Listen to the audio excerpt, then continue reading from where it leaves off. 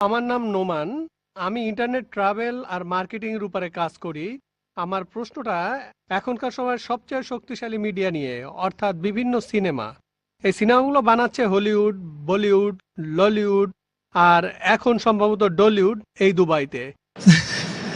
আর এই সিনেমার মাধ্যমে তাদের কথাগুলো পুরো পৃথিবীতে ছড়িয়ে পড়ছে। প্যাশন অব দ্য ক্রাইস্ট এরকম একটা সিনেমা যেখানে যীশু খ্রিস্টের কথা বলা হয়েছে। সিনেমার ডায়লগগুলো তো হিব্রুতে। এখন আমার প্রশ্নটা হলো, খ্রিস্টান ধর্ম যা প্রচার করে আর তার সাথে এর কতখানি মিল আছে, আর কোরআনের সাথে এর কতখানি মিল আছে? অবশ্য কখনোই পুরোপুরি মিলবে না, তবে লোকজন পৃথিবী জুড়ে এই সিনেমাটা দেখছে আর এটা তাদের মনে গেঁথে গেছে। এবার আমার দ্বিতীয় প্রশ্নটা হলো, আমরা মুসলমানরা কিভাবে এই সিনেমা মিডিয়াকে কাজে লাগাতে পারি যাতে করে মানুষের মাঝে ইসলামের বাণী ছড়িয়ে দিতে পারি? যেমন ধরেন, একটা সিনেমা বানানো হয়েছিল দ্য মেসেজ। এই সিনেমা দেখে অনেক অমুসলিম ইসলাম গ্রহণ করেছিল, মুসলিম হয়ে গিয়েছিল। জাজাকাল্লাহ। ভাই, আপনি প্রশ্ন করলেন যে সিনেমার মাধ্যমে আমরা নিজেদের মতামত প্রকাশ করতে পারি, ধর্মপ্রচার করতে পারি। হলিউড, বলিউড আর এখন আছে ডলিউড।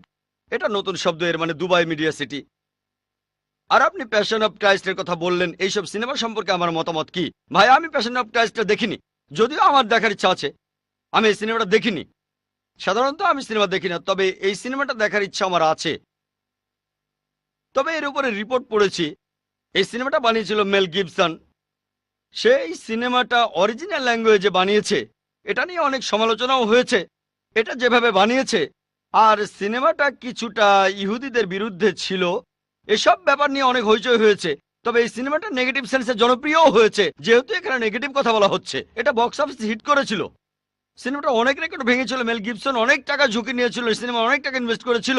সেটা ফ্লপ হলে তখন তার অনেক টাকা লোকসান হতো। সিনেমাটা হিট করেছিল, আর সিনেমাতে অনেক সঠিক জিনিস ছিল, অনেক কিছু ভালো।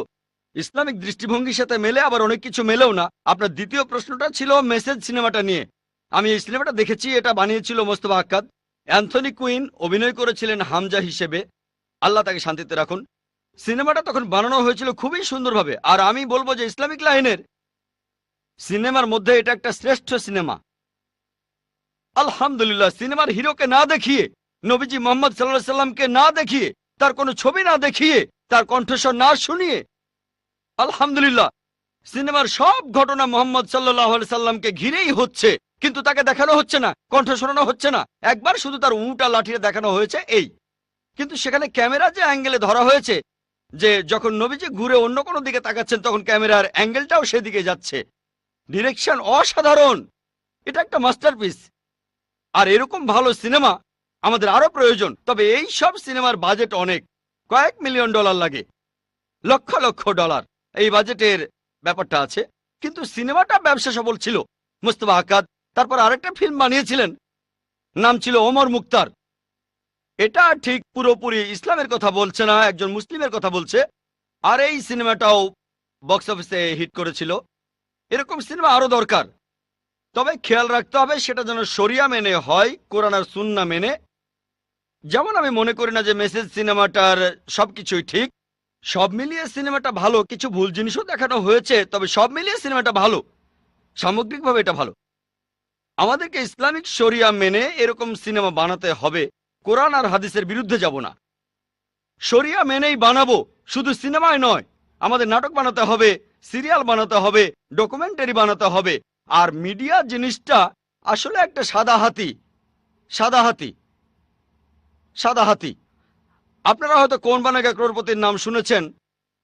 আসল অনুষ্ঠানটা who wants to be a millionaire, প্রতি অনুষ্ঠানে $1 মিলিয়ন খরচ করে।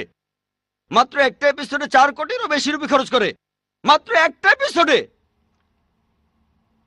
45 থেকে 50 মিনিট। বোম্বেতে লেবার কস্ট অনেক কম, তবে অমিতাভ বচ্চন এক্সপেন্সিভ। তাহলে এইসব ক্ষেত্রে বাজেটে বাধা আছে। যাদের এইসব খরচ বহনের সামর্থ্য আছে তারা যদি স্পন্সর করেন, তাহলে এমন ফিল্ম বানিয়ে আমরা ইসলামকে প্রচার করতে পারি। তবে আমি বিশ্বাস করি মাকরুম মাকারাল্লাহ ওয়াল্লাহু খায়রুল মাকারিন। হলিউডে একটা সিনেমা বানানো হয়েছে, দ্য কিংডম অব হেভেন। সিনেমাটা বানিয়েছেন খুবই বিখ্যাত একজন ডিরেক্টর, আর তিনি এখানে দেখিয়েছেন কিভাবে ক্রুসেডাররা আক্রমণ করে হাজারো মানুষকে হত্যা করলো। আর তারপর সালাউদ্দিন হিরো তিনি আসলেন, তাকে এখানে হিরো দেখানো হয়েছে। এই ব্যাপারটা নিয়ে পশ্চিমা মিডিয়ায় খুবই হইচই হয়েছিল যে এমন সিনেমা কিভাবে বানানো। সে একজন খ্রিস্টান, সে তার সিনেমায় আসল সত্যি কথাটা তুলে ধরেছে। তবে এই ব্যাপারটা পশ্চিমারা হজম করতে পারেনি, খুবই হইচই হয়েছিল। তবে যেহেতু সিনেমা ডিরেক্টর ছিলেন খুবই বিখ্যাত, আলহামদুলিল্লাহ এতে করে খুব বেশি একটা ক্ষতি হয়নি। তাহলে একজন অমুসলিম এমন সিনেমা বানিয়েছে। আমি যদিও সিনেমাটা দেখিনি, তবে নিউজ রিপোর্ট পড়েছি যে সিনেমাটা খুবই সুন্দর। এখানে তুলনামূলকভাবে অনেক সত্যিই বলা হয়েছে।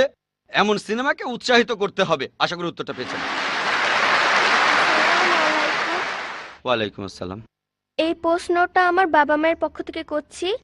আমার প্রশ্নটা হলো মুসলিম মিডিয়াকে সাহায্য করার ব্যাপারে। আরব বিশ্বের ব্যাপারে কি বলবেন, বিশেষ করে ইন্ডিয়ার ব্যাপারে? প্রশ্ন করলেন আমার ছোট্ট এক ভাই তার বাবা মায়ের পক্ষ থেকে যে মুসলিম মিডিয়াকে সাহায্য করার ব্যাপারে আরব বিশ্বের উদ্দেশ্যে আমি কি বলবো, বিশেষ করে ইন্ডিয়ার ব্যাপারে। দেখবেন সময়ের সাথে সাথে আমাদের পরিস্থিতিও বদলে যায়। মাত্র কয়েক দশক আগেও আরবরা ইন্ডিয়ায় আসতো ব্যবসার জন্য। ইন্ডিয়া তখন ছিল সবার উপরে, আর মাশাআল্লাহ ইন্ডিয়ানদের অনেকেই তখন যাকাত দিত, তাতে আরবদেরও অনেক উপকার হয়েছে। এখন অনেক দামি সম্পদ, কালো স্বর্ণ আল্লাহ তাদের দিয়েছেন মাশাআল্লাহ। এখন তারা অনেক ধনী। এখন দেখা যায় যে ইন্ডিয়ানরাই আরব বিশ্বে চাকরি করতে আসে, ব্যবসা করতে আসে, দুবাইয়ে, সৌদি আরবে আসে। আলহামদুলিল্লাহ। আমি তাদের উদ্দেশ্যে যেটা বলতে পারি যে মুসলিমদের কথা যদি বলতেই হয়, সে কথাটা আমি আগেও বলেছি যে সব মুসলিমেরই দায়িত্ব ইসলামকে প্রচার করা। আল্লাহ তাআলা আপনাদের বেশি সম্পদ দিয়েছেন, তাই আপনাদেরকে বেশি প্রশ্ন করবেন। কিয়ামতের দিন আল্লাহ প্রশ্ন করবেন তোমাদের সম্পদ দিয়েছিলাম, তা দিয়ে কি করেছো? তাই আমি বলবো আল্লাহ আপনাদের বেশি সম্পদ দিয়েছেন, আল্লাহর রহমতে আপনারা এখন কালো স্বর্ণের মালিক। তাই ইসলাম ধর্মের প্রচারে এই সম্পদকে ব্যবহার করুন। শুধুমাত্র ইন্ডিয়ায় না, আলহামদুলিল্লাহ ইন্ডিয়ার তেমন কোনো সমস্যা নেই মাশাআল্লাহ। সেখানে এমন অনেকেই আছেন মাশাআল্লাহ।